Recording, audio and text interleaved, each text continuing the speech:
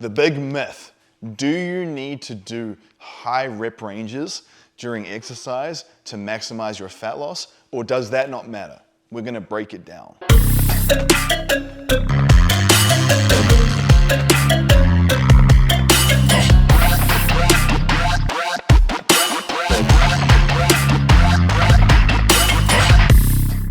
So one of the common things that people often realize, or they believe when it comes to fat loss, is I need to do more reps. It's very common, you have people think to themselves, okay, there's a certain rep range that is better for fat loss. There's a certain rep range that's better for bulking. What is what? Should I do high reps? Should I do low reps? Should I do in the middle? What, is it 30 repetitions? Is it 6 reps? What is the answer to maximum fat loss? And I'm here to tell you that it's not actually as complicated as you think, and the industry does a really good job at making this very confusing. So I'm gonna break it down for you. First thing to recognize and realize is that the rep range doesn't really matter that much. What matters is how close you get to mechanical failure. Now, mechanical failure, think of it as if you were doing a bicep curl and that last rep, it's sticking in the middle and you're just like, oh, I can't get it up. That is mechanical failure. Now, there are instances where it's not smart to take a set to mechanical failure. For instance, like with deadlifts or with squats, you don't want to take those types of big movements to mechanical failure because it's dangerous. But there are many movements you can, like isolation movements, leg extensions, for example, hamstring curls, bicep curls, tricep pushdowns.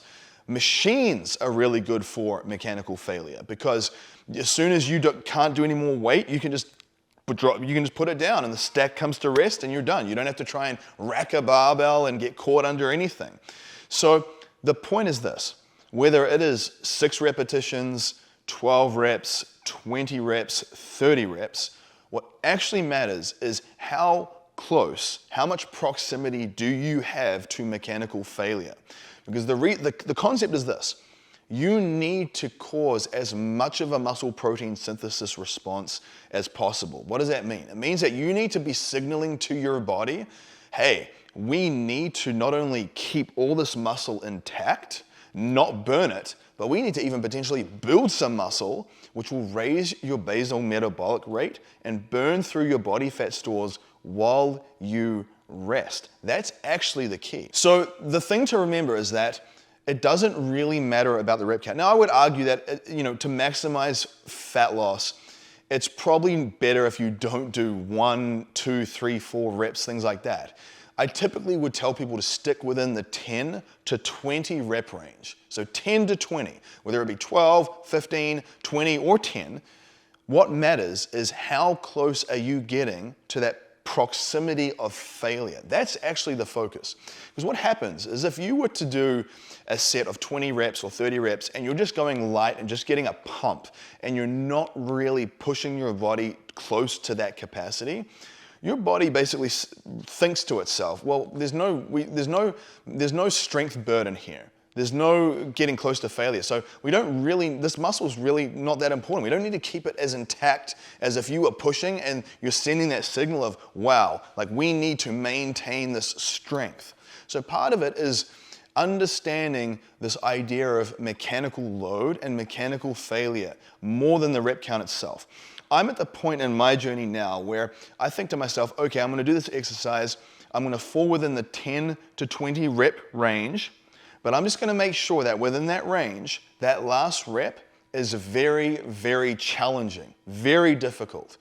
And that's fundamentally what is going to maximize how your body responds in general. And like I was saying, the key is muscle retention. And so what I would actually say is that you're better off sticking to 10 to 20 rep range than going up to 30, 40, 50 reps.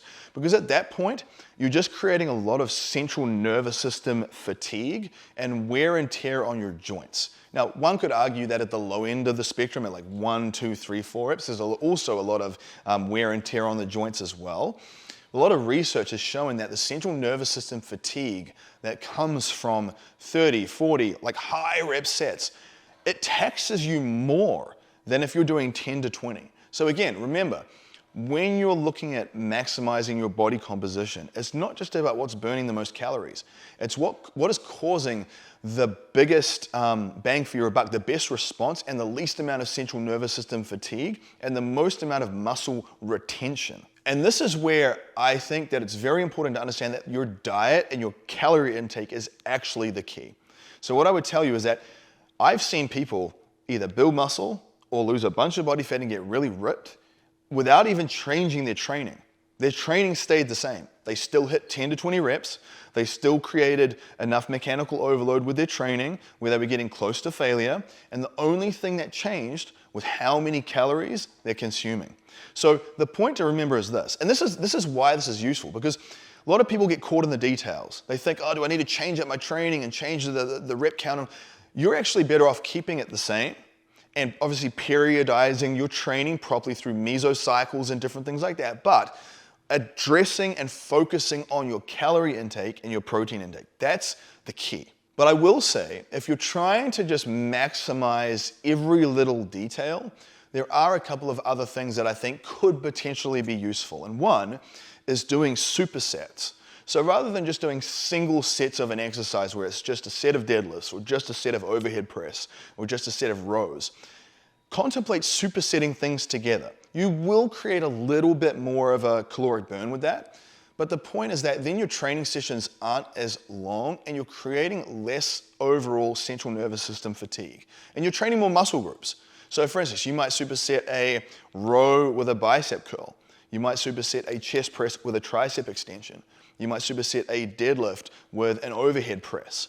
And then that way, you're pushing more work and more muscle stimulation into a smaller window. So as long as your calorie intake's dialed in, you're creating more of a body composition change. And the last component is even potentially shortening your rest periods. Maybe you go from resting for 4 to 5 minutes between your sets, if that's the case, and you go to 90 seconds rest. You will find that with the shorter rest periods, your strength will drop down some. So you need to make sure that you're still giving yourself enough time to recover, to push through that set and focus on quality reps. Do not trade off quality reps and quality sets for just a boatload of volume, jumping around like a cardio bunny in a pump class. Because you see a lot of people that do that type of training, they don't really have good results because they don't understand all these principles that I've shared with you. So remember, the take-home points is getting close to proximity for mechanical failure, making sure there's progressive overload with your training, whether it be 10 reps, 12 reps, 15 or 20, it doesn't matter as much as your ability to get close to that mechanical failure load. Really understanding that your diet manipulation, your total calorie intake, your protein intake is actually going to drive your weight loss. And the last little bonus tip is NEAT, or non-exercise activity thermogenesis, which means all your movement through the day. So it's just fidgeting, it's getting up to go to the bathroom, it's walking the dog, it's all these different things. That drives a lot of weight loss progress. So you want to have your resistance training, yes. You want to be conscious about your calorie intake and your diet, but you want to increase your step count each day. If you're at 6,000 steps, go to 8,000. If you're at 8,000, go to 10. If you're at 10 already, go to 14.